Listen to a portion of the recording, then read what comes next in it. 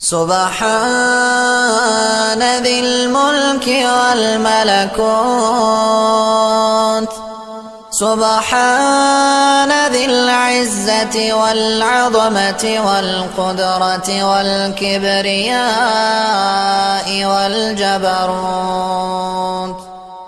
سبحان الملك الحي الذي لا ينام ولا يموت.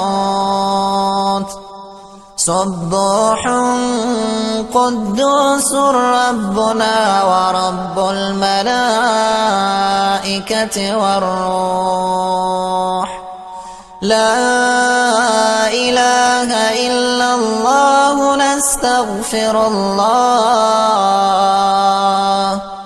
نسألك الجنة ونعوذ بك من النار.